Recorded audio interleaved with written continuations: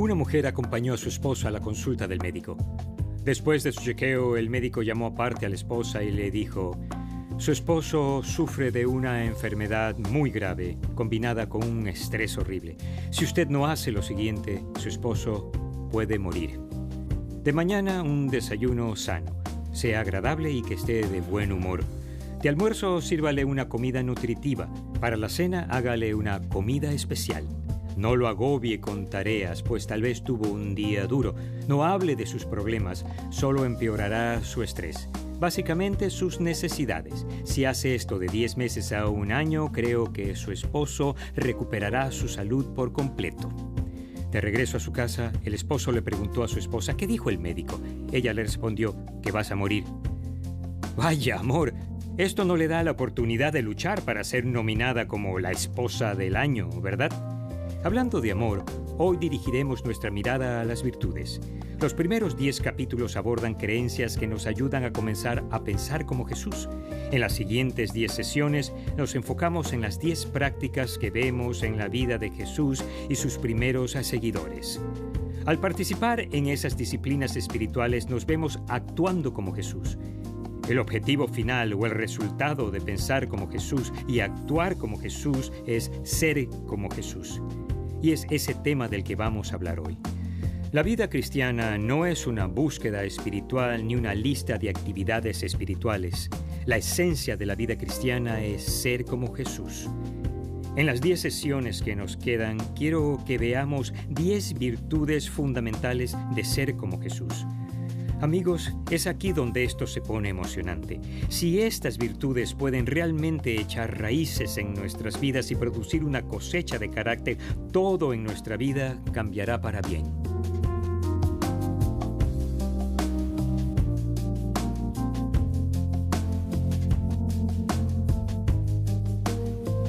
Comencemos el estudio de las virtudes empezando por la virtud del amor. El apóstol Pablo, que escribió al menos 14 de los 27 libros del Nuevo Testamento, tuvo que inventar una palabra para captar la profundidad del tipo de amor de Cristo.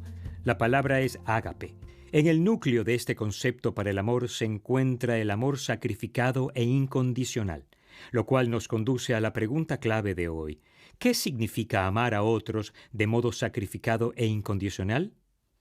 El versículo clave nos ofrece el único camino hacia esta hermosa expresión de virtud. Primera de Juan capítulo 4, versículos del 10 al 12. En esto consiste el amor, no en que nosotros hayamos amado a Dios, sino que Él nos amó y envió a su Hijo para que fuera ofrecido como sacrificio por el perdón de nuestros pecados. Queridos hermanos, ya que Dios nos ha amado así, también nosotros debemos amarnos los unos a los otros. Nadie ha visto jamás a Dios, pero si nos amamos los unos a los otros, Dios permanece entre nosotros y entre nosotros su amor se ha manifestado plenamente. Pensémoslo así. Jesús usó la analogía de la vid y las ramas.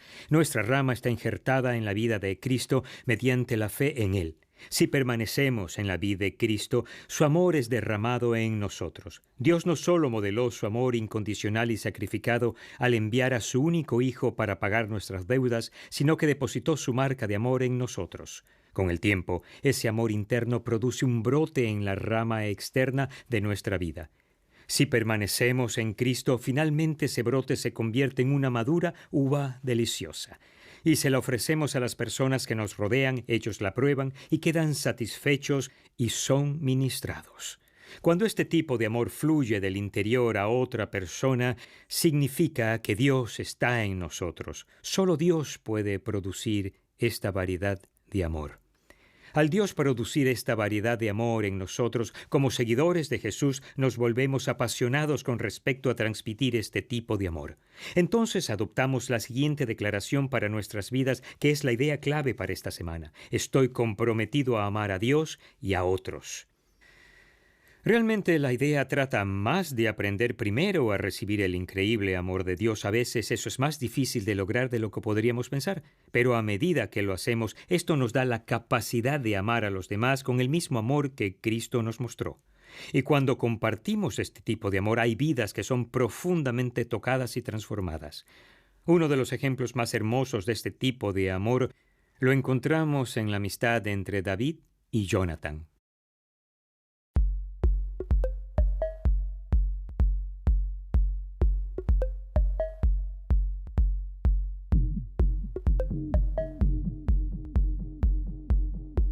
Durante muchos años, Dios usó a hombres y mujeres llamados jueces para dirigir a Israel. Ellos eran guerreros sabios y valientes que libraron a los israelitas de problemas cuando otras naciones los atacaban. Con todo, los israelitas seguían queriendo tener un rey que los dirigiera. A pesar de advertirles a los israelitas de los peligros de tener un rey, Dios finalmente designó a un hombre llamado Saúl, un varón alto, bien parecido y querido por todo el pueblo. No obstante, el rey Saúl se apartó de los caminos de Dios, tratando mal a su pueblo. Debido a eso, Dios decidió que el siguiente rey no sería el hijo de Saúl, Jonatán, que se hallaba en la línea sucesoria para ocupar el trono, sino en cambio elegiría a un joven pastor de ovejas llamado David. David llegó a ser sirviente en el palacio del rey Saúl, tocando música para tranquilizarlo cuando se sentía inquieto. Él también se hizo muy amigo de Jonatán, el hijo de Saúl. Sin embargo, a medida que aumentaba la popularidad de David en Israel, el rey Saúl tuvo celos de él.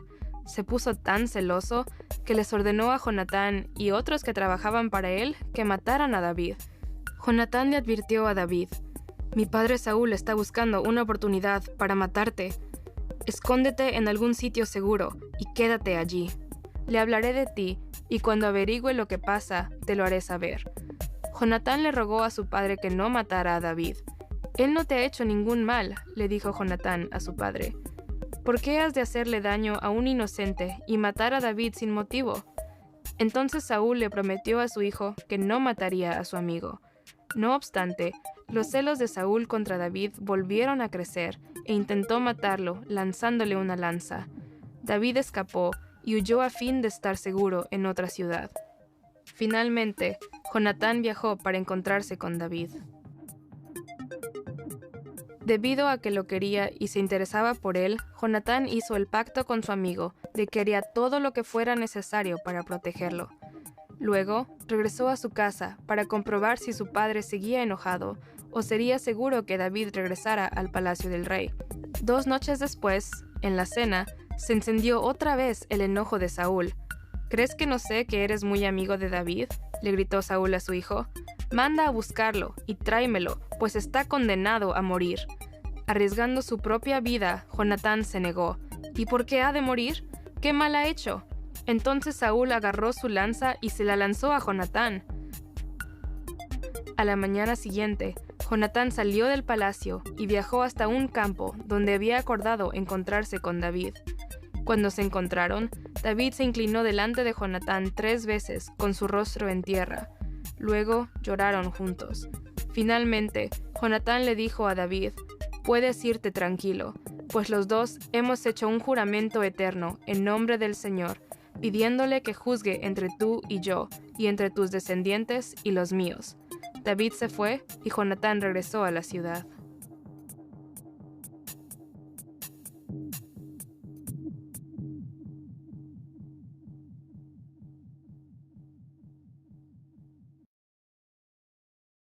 Profundicemos un poco más en la historia.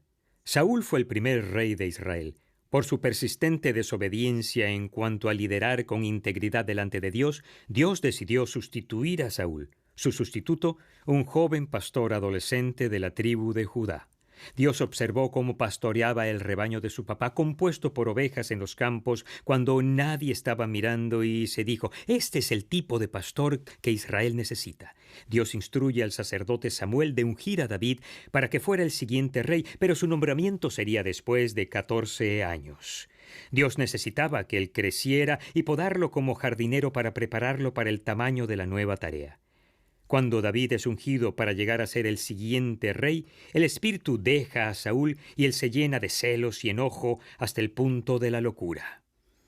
Con el objeto de calmar al rey Saúl, su personal lleva al joven pastor David al palacio para que toque música hermosa en su lira, un tipo de arpa.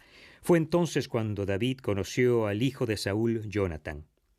El siguiente suceso que tiene lugar es cuando David interviene para matar a Goliat, el gigante filisteo, y salvar a Israel de la esclavitud. Eso captó la atención del rey y pidió una reunión con David, que después de esa conversación en la cual estaba Jonatán, esto es lo que la Biblia nos dice. Una vez que David y Saúl terminaron de hablar, Saúl tomó a David a su servicio, y desde ese día no lo dejó volver a la casa de su padre. Jonathan, por su parte, entabló con David una amistad entrañable y llegó a quererlo como a sí mismo. Tanto lo quería que hizo un pacto con él. Se quitó el manto que llevaba puesto y se lo dio a David. También le dio su túnica y aún su espada, su arco y su cinturón. Primero nota que llegó a quererlo como a sí mismo. Este es el requisito de la ley: ama a tu prójimo como a ti mismo. Segundo, estableció un pacto y una promesa a David. Pero lo que sucede después es una demostración de amor ágape. Se quitó su manto, su túnica y su espada, su arco y su cinturón, y se los dio a David. Como el hijo del rey, Jonathan era el siguiente en la sucesión para ser monarca, pero parece que Jonathan ve el plan de Dios para David de que él sea el rey. Y en lugar de ponerse celoso o resistirse, le da su manto real a David. Él ve la visión de Dios para David y sacrifica incondicionalmente su oportunidad por su amigo. Esto es algo tremendo. Al David volverse más exitoso por la presencia del Espíritu de Dios en él, los celos comenzaron a crecer como un cáncer en el rey Saúl. Los celos crecieron tanto que Saúl quiso eliminar a David por cualquier medio necesario. En 1 Samuel capítulo 19, el rey Saúl incluso llega a instruir a su hijo Jonathan que matara a David. Imagina que una autoridad legal te diera instrucciones de matar a tu mejor amigo. En cambio, Jonathan le advierte a David de las intenciones de su padre y David huye. En 1 Samuel capítulo 20, David regresa al pueblo y organiza una reunión secreta con Jonathan. Le dice a Jonathan: ¿qué he hecho yo? ¿Qué crimen o delito he cometido contra tu padre para que él quiera matarme? Jonathan responde: ¿morir tú? De ninguna manera. Cuando David está desanimado, Jonathan le recuerda el buen plan de Dios para su vida. No puedes morir. Dios quiere que seas rey en mi lugar. En este mismo capítulo se describe una cena en el palacio. David está ausente y eso vuelve loco al rey. Cuando siente que Jonathan está encubriendo a David, se enfurece y le grita a su hijo. Escucha lo que Saúl le dice en 1 Samuel capítulo 20, versículos 30 y 31. «Hijo de mala madre», exclamó, «¿crees que no sé que eres muy amigo del hijo de Isaí, para vergüenza tuya y de tu desgraciada madre? Mientras el hijo de Isaí viva en esta tierra, ni tú ni tu reino estarán seguros. Así que manda buscarlo y tráemelo, pues está condenado a morir». Cuando Jonathan una vez más defiende a David, su padre agarra una lanza y se la tira a su hijo con la intención de matarlo. Me sorprende lo que dice este versículo. Enfurecido, Jonathan se levantó de la mesa y no quiso tomar parte en la comida del segundo día de la fiesta. Estaba muy afligido porque su padre había insultado a David. Jonathan no se enojó porque su papá le tiró una lanza, sino por el vergonzoso trato que se le dio a David.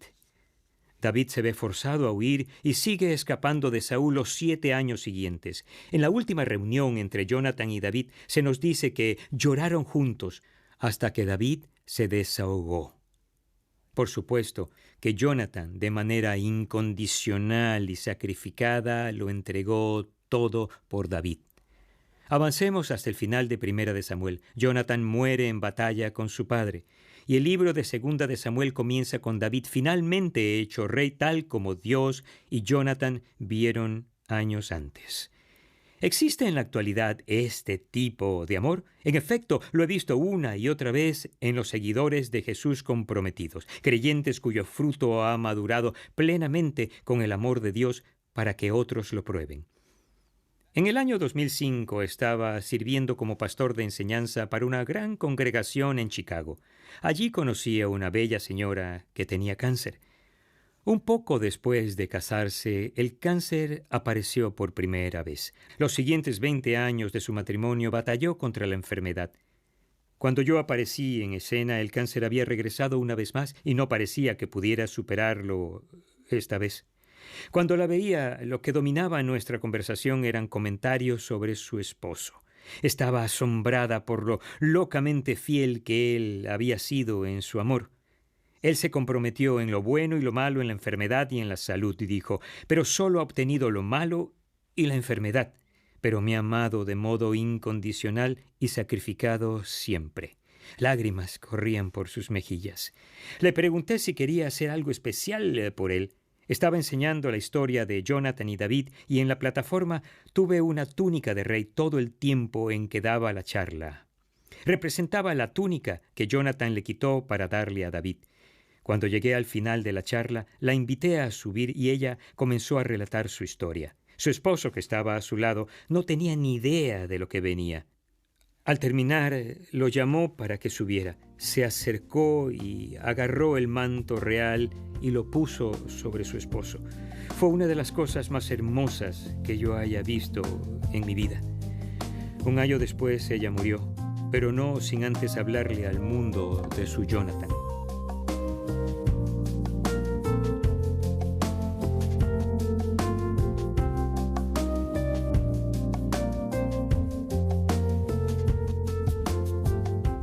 ¿Qué podemos hacer para amar a los demás y al hacerlo ser más como Jesús?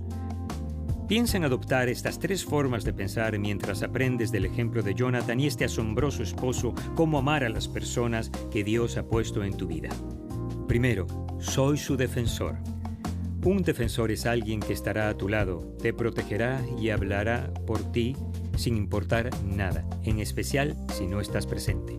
Segundo, sacrifico mis derechos para verlos a ellos tener éxito. Alegremente les damos a otros nuestro manto, le decimos a la otra persona, estoy dispuesto a perder por tu causa. Y finalmente, los ayudo a ver la visión de Dios para ellos. La visión de Dios para David era que fuera rey. Cuando David se cansaba y no podía ver la buena visión de Dios para él, Jonathan lo agarraba de las mejillas y le decía, tú vas a ser el siguiente rey. Comenzamos esta sesión con una historia graciosa y conmovedora sobre un hombre enfermo y su esposa. Cuando la esposa oyó del nivel de sacrificio que se le requería por su esposa, le dijo, tú vas a morir. No estaba dispuesta a amar de modo incondicional o sacrificado.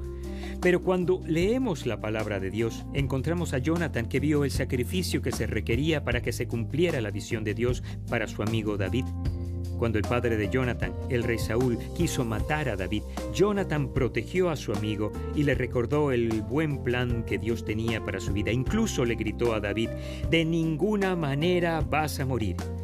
Ojalá todos tuviéramos a un Jonathan en la vida, alguien que nos defenderá hasta alcanzar el éxito en cuanto a la buena visión que Dios tiene para nuestra vida. Y ojalá seamos un Jonathan para otros.